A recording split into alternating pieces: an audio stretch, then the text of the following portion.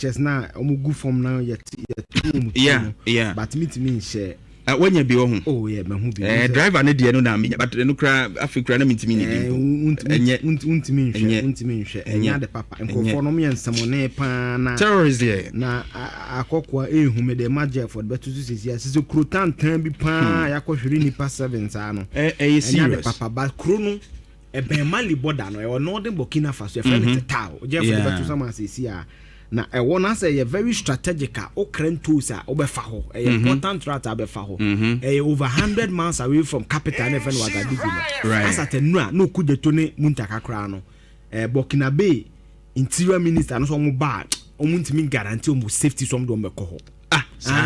enti ye besie because on body na tete anko mo pe body nko edie na hu say akokwa ni dabi ayeden but officially na ban nim edin no nim obom so be so mo bo families ni na man ya ansa na they will be able to put certain information about nyame dia fofia man de o man o man ni sifrika nim man ni sifrika man na teta konfo ne din samone no je fofa we nto so omudini ye from JNIM unse mali niema ni sisi ye no e break ye no mo so bete sa a group they are linked to Al-Qaeda. Okay, yes. Now my activities fan motaye na ye Mali, Niger, Burkina Faso, the Saharian areas no. Yeah. Omo de na ye bombing, attacks, kidnapping, ambushes, Sharia law. Right. No more especially foreign influence any ade. Attacks on my yakokwa in the last 5 years they been here. Baby omo ko nipa 130 no mku wom.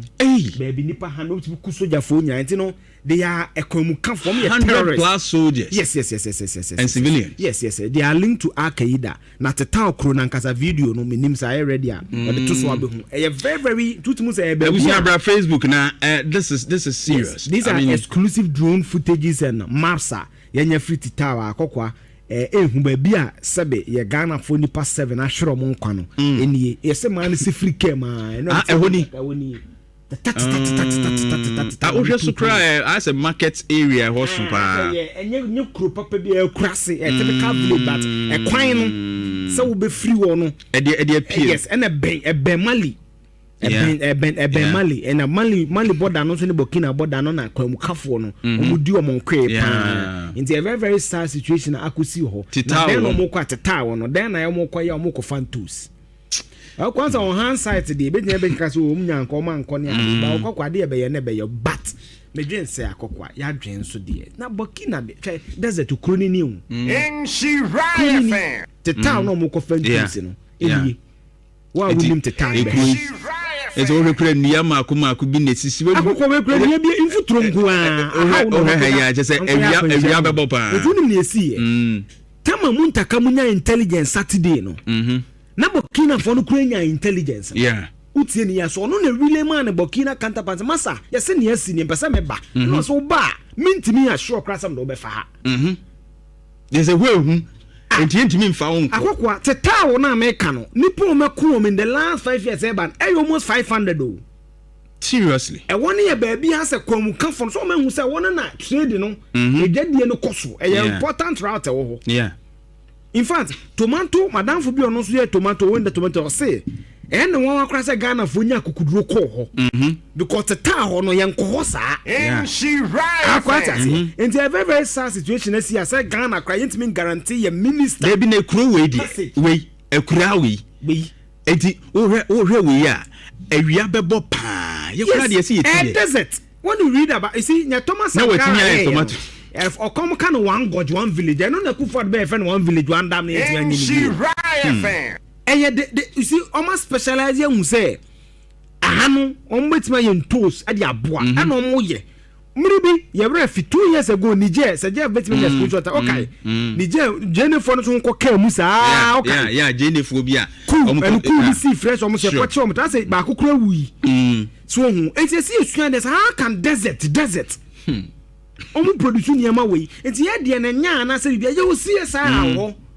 Crop Research Institute on betima ya research betima dia ye na making Burkina ehwo hye ne ade would share a hay crana, vegetation say they're very poor, and so much to me the dams, did you mamma yes, a dam. When did they end? And a gun and crab a break and say, and a gun and crab a break.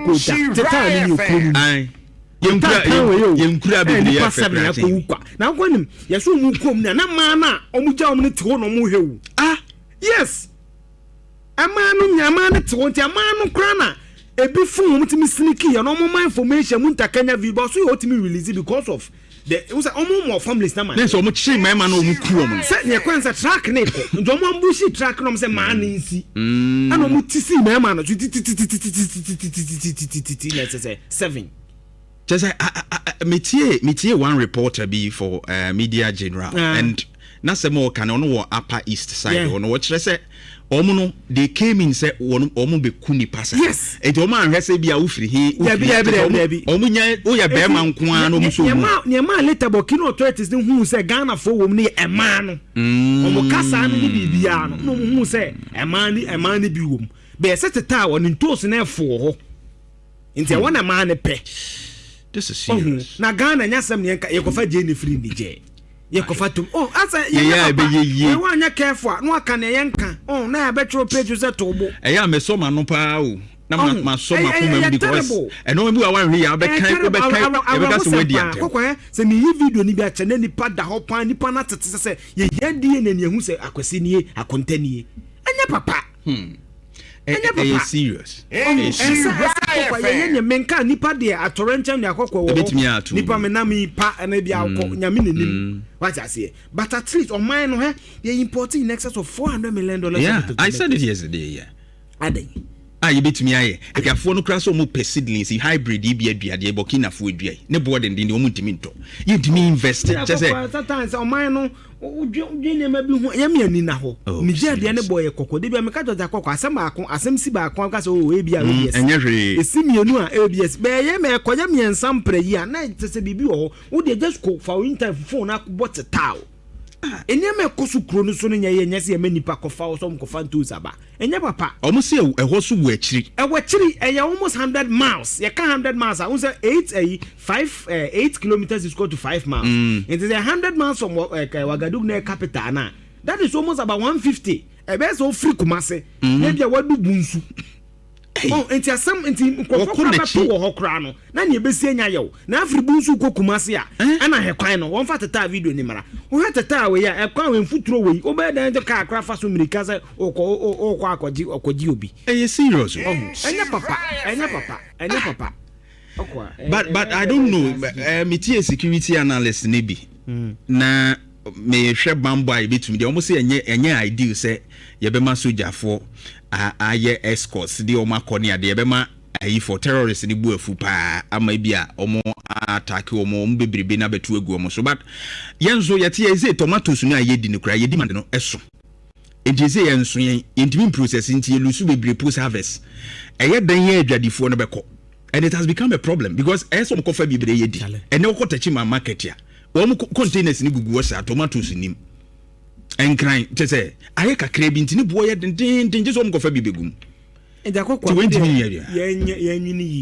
yenye yi because me ka say information about my phones na sad but na me ka no so nya picture ni bia en share wunu bia se na won share no hu ni say busuafo no yeah nti no ye nyina yenye kefa kokwa do besia na me da se you gino say tutu na atia Faso ni aye die anhwa na aye bibie wo ebusia bra Facebook insha 104.5 Burkina asem wesi ye no kru ni nie e de ato so no yara hosem pa yara hosem butua wo ahwe o ma de hye nyina nso ye mo ya akọ because we no mo ko pa aduane na abre ye Ghana fo adi enye wo mo pe so mo ko nante honom sabi we ka so mo ko di o mu dwa ko pe o mu sika na nso tomatoes na ama me ni umienu ye beto tomato ba ko 5 cedis ba ko si bo mu de begum bebri anane bo no at least aye moderate kakra de amaye and ya say we yesi nanso oman a yanwene nkwa animu ehunu se daachi ebetimi aye ni se ya oman ne nsa ase kura yetimi ton over 4,000 lands etimi ton free ho because ye ni suade hunu se ye de beye bibi daachi no